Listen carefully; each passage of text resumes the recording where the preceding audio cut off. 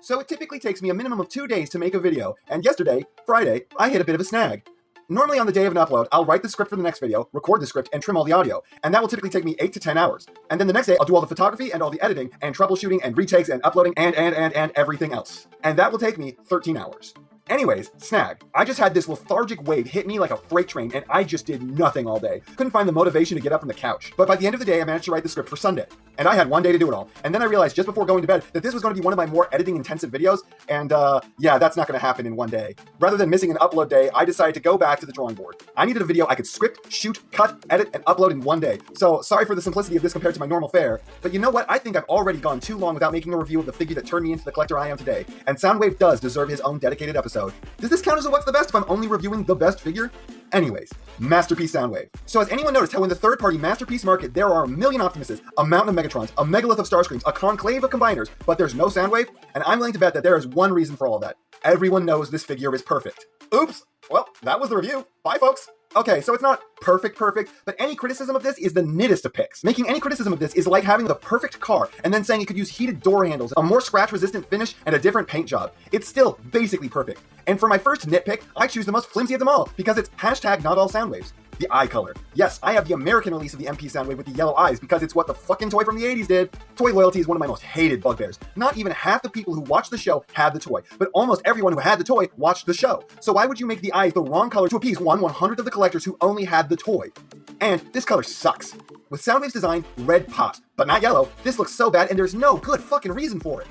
Bouncing out of that tirade, posability here is very high, and very strange at the same time. The figure has a lot of posability, but it also has a lot of redundant joints. Like, you can basically get him into the exact same pose 3 different ways. That said, I wish he had fewer redundant joints and more unique ones, because he's missing a few things. There's nothing in this design stopping him from having an ab crunch, other than this figure is old enough that ab crunches just weren't common at the time it was designed. Some forward butterfly would also punch up the posing here, and probably most crushingly, these ankles.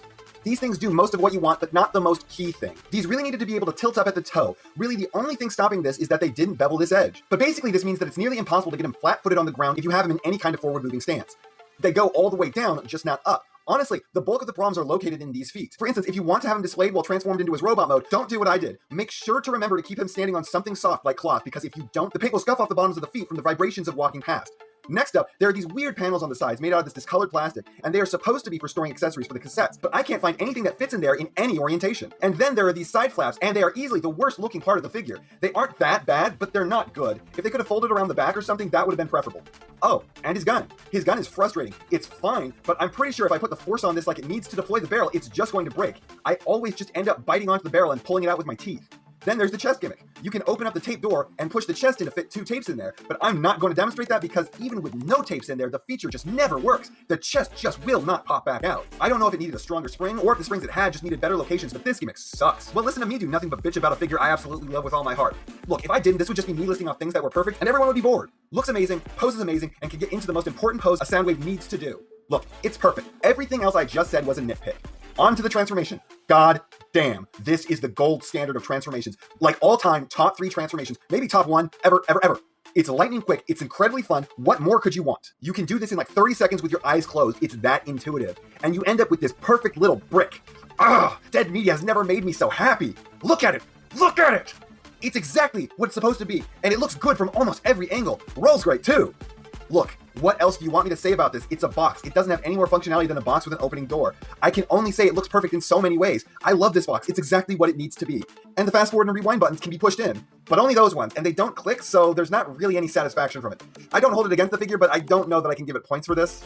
I got a question. Why is the power switch real and the audio dial fake? Paint's fantastic, if a little scuffed now. Build's great. Everything taps together with no issue. It's perfect. That's all there is to say. Even if you just barely like Soundwave, there is no better figure, and I don't know that there could be. The only possible figure better than this would be an exact knockoff with an ab crunch and forward ankle tilts. This is one of the best figures of all time. If you want to start buying Masterpiece figures, buy this one first. If you already buy Masterpiece figures and you don't have this one, buy this one. I cannot recommend this figure more highly.